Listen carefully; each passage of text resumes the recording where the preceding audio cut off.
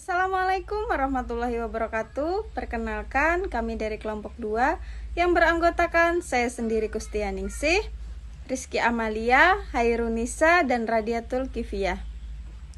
Adapun topik pembahasan pada kelompok 2 yaitu tentang morfologi bahasa Banjar.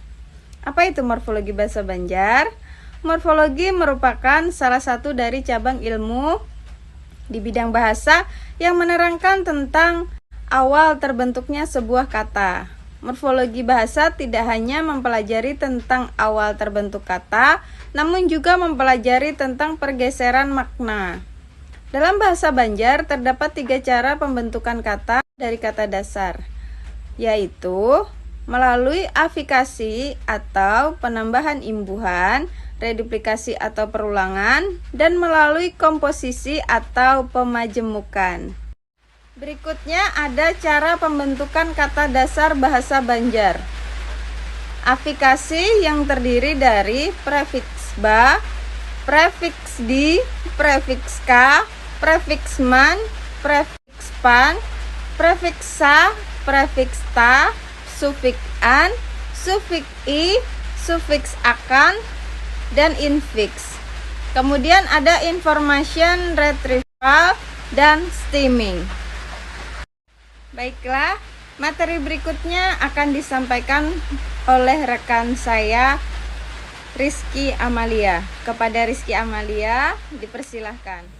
Assalamualaikum warahmatullahi wabarakatuh. Saya Rizky Amalia yang akan melanjutkan pemaparan materi dari Kustianingsih. Selanjutnya ada prefiks ba. Penggunaan prefiks ba dapat dipakai pada kata dasar yang memiliki kelas nomina atau kata benda, kelas verb atau kata kerja, kelas adjektiva atau kata sifat, kelas adverbia atau kata keterangan, dan kelas numerlia atau kata jumlah. Pada kelas tersebut terbatas pada ba tambah sufiks an, khusus pada numerlia ba tambah an tambahnya. Contoh penggunaan prefiks ba. Ba tambah batis atau kaki sama dengan babatis atau berkaki. Ba tambah batis tambah an sama dengan babatisan atau pada berkaki. Dalam morfologi bahasa Banjar, penggunaan prefiks di kebanyakan selalu diikuti dengan sufiks. Khusus pada kata kerja, prefiks di dapat berdiri sendiri.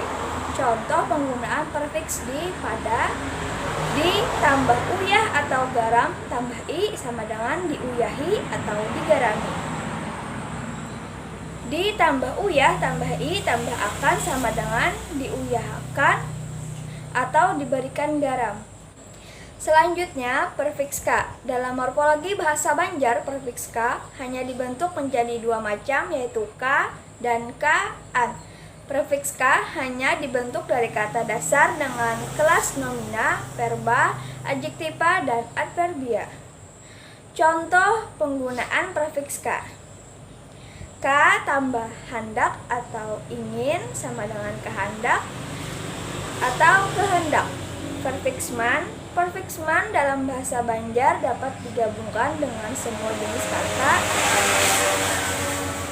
Prefiks man dapat berubah menjadi prefiks ma, man, mang, mam, dan man. Contoh penggunaan prefiks man. Man tambah unjun tambah an sama dengan maunjunan atau pada mengail. Selanjutnya dilanjutkan oleh Hairunisa. Saya Hairunisa, saya akan melanjutkan pemaparan materi dari rekan saya Rizky Amalia. Lalu selanjutnya ada prefiks pan. Prefiks pan dapat dibentuk menjadi pa, pam, pang, pan, dan pai. Prefiks juga dapat digabung dengan sufiks pan plus an dan pannya. Prefiks pan dapat dibentuk dari kata dasar dengan kelas nomina, verba, adjektiva, dan adverba. Contoh penggunaan prefiks pan adalah pan tambah gawi atau kerja sama dengan panggawi atau suka bekerja. Lalu selanjutnya prefiks sa. Prefiks sa dalam bahasa Banjar dapat dibentuk menjadi beberapa kata dengan pola sa, saan, dan sanya. Pada penggunaan bahasa Banjar tidak ada perbedaan antara sa sebagai sufiks dan sa sebagai kata bantu. Jumlah yang berarti satu. Kelas kata dasar yang dapat digabungkan dengan prefiks sa adalah kelas nomina, kelas verba, kelas adjektiva, kelas adverbia, dan kelas numerlia. Contoh penggunaan prefiks sa pada kata sajukung atau belanga sama dengan sajukung atau sebelanga. Lalu selanjutnya ada prefiks ta. Penggunaan prefiks ta pada bahasa Banjar dapat ditemukan pada kata yang memiliki kelas nomina, verba, adjektiva, numerlia, dan adverba. Penggunaan prefiks ta ditemukan secara khusus pada kata keterangan bergabung dengan prefiks ka dengan pola ta tambah ka tambah kata keterangan.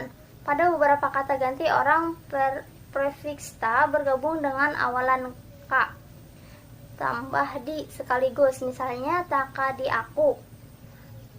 Ta tambah ka tambah di tambah aku sama dengan taka di aku, atau menjadi kepada saya. Contoh penggunaan prefiks ta pada selain kata keterangan, ta tambah kulipak atau kulit sama dengan tak kulipak atau terkelupas. Lalu ada sufiks an. Sufiks an dapat ditemukan pada kata yang memiliki kelas nomina, verba, adjektiva, dan numerlia. Contoh penggunaan sufiks an adalah gawi atau kerja tambah an sama dengan gawian atau pekerjaan. Lalu ada sufiks i. Sufiks i dapat ditemukan pada kata yang mempunyai kelas nomina, verba, adverba, numerlia, dan adverba.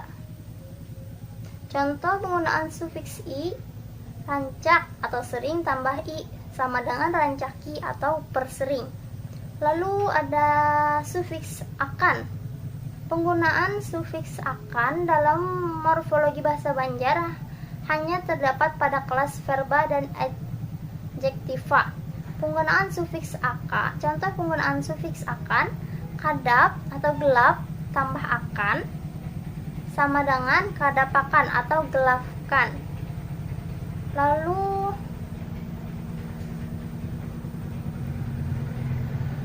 sekian dari saya dan akan dilanjutkan oleh rekan saya Radiatul Kifiyah. Baiklah, selanjutnya ada infiks. Terdapat 4 infiks pada morfologi bahasa Banjar, yaitu ar, ur, al, dan ul. Pembentukan kata infiks biasanya selalu terjadi pada suku pertama bahasa Banjar. Contoh penggunaan infiks ar pada bahasa Banjar. Bubui atau tabur ditambah ar sama dengan barubui atau tabur. Contoh penggunaan infiks ur pada bahasa Banjar kambit atau jahit ditambah ur sama dengan kurambit atau menjahit. Contoh penggunaan infiks al pada bahasa Banjar susur atau telusur ditambah al sama dengan salusur atau telusur. Contoh penggunaan infiks ul pada bahasa Banjar kacak atau cekal ditambah ul sama dengan kuracak atau remas. Selanjutnya ada information retrieval. Information retrieval atau sistem temu kembali informasi adalah suatu proses menemukan kembali informasi yang cocok dan sesuai dengan keinginan user dari kumpulan informasi. Dalam information retrieval, kata yang mengandung morfologi terkadang dapat mengurangi akurasi. Hal ini menyebabkan perlunya untuk membuang imbuhan atau mengiringi kata, sehingga kata kembali ke bentuk semula. Lalu selanjutnya ada stemming. Stemming adalah proses menemukan kata dasar dari sebuah kata dengan menghilangkan imbuhan yang menyertai kata tersebut. Proses stemming sering digunakan pada topik information retrieval. Hal ini bertujuan untuk meningkatkan nilai akurasi dari informasi yang diperoleh. Stemming biasanya memiliki fungsi untuk menemukan kata dasar dari kata yang diberikan. Baiklah, itu tadi penyampaian materi dari kelompok kami. Semoga apa yang kami sampaikan dapat diterima dan bermanfaat untuk kita semua. Salah hilaf mohon maaf. Wassalamualaikum warahmatullahi wabarakatuh.